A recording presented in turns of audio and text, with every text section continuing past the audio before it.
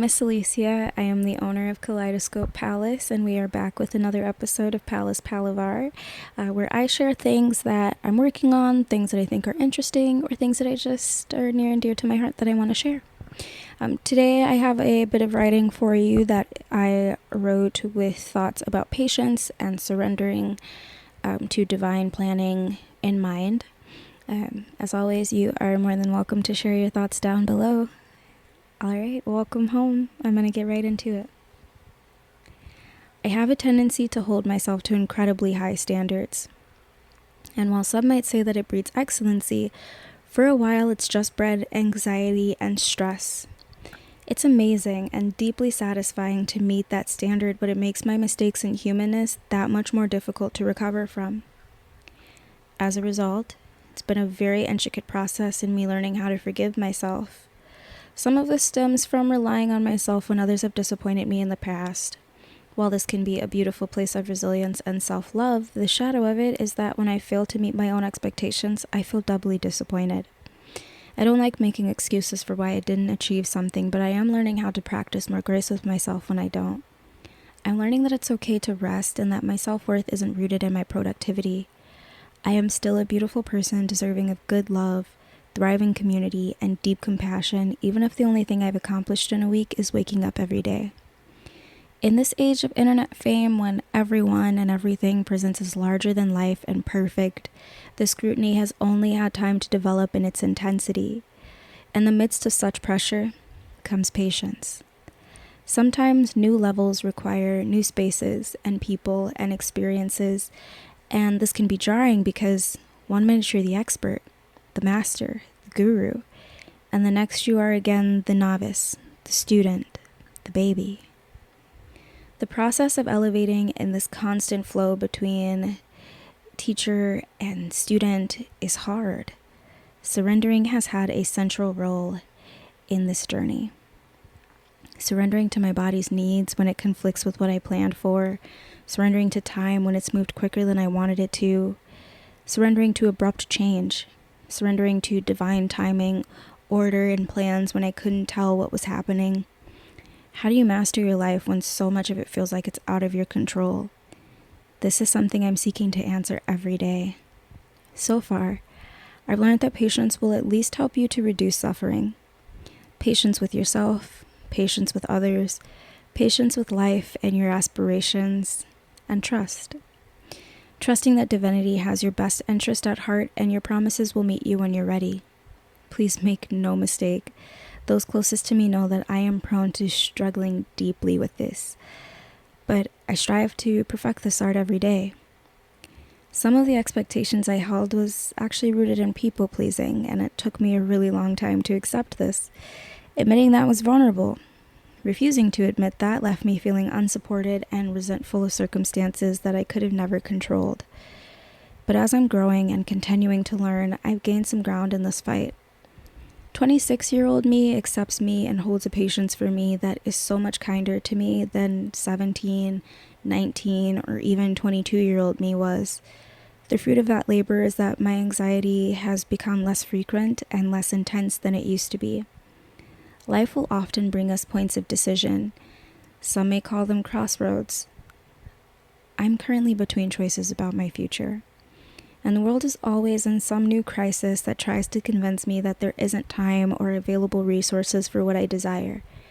I understand that this is merely an illusion, but the moments can still feel so unbearably real.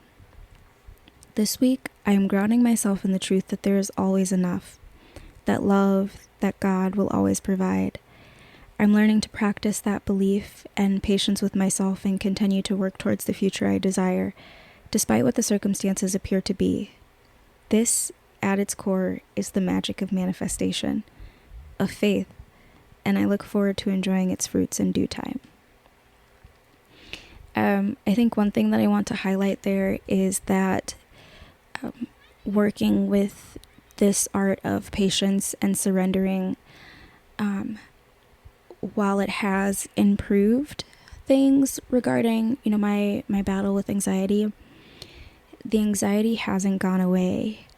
It reminds me of, there was another creator on here recently that was talking about her relationship to fear, and that the fear never goes away, but that the capacity to hold the fear grows. And I think that that is just so brilliant. I'll tag her below. I'll find that information for you guys so that you guys can also see the video. I think it was brilliant. Hardships never really go away, but you learn how to deal with them. You find new ways to adapt. You are never going to be able to control things outside of yourself. And I don't know, for me, I do have a tendency to internalize other people's narratives about me or reactions. And this I do think comes from people pleasing, as I touched on, which again I think is something that everyone can struggle with, but I do think affects more feminized people. The idea of, I don't want to make too much noise, or I want everybody to love me, or I want to be accepted, right? Because women who, or feminized people who stand in their power, who aren't uncomfortable with taking up space, are often given really crude labels, difficult to deal with, combative, or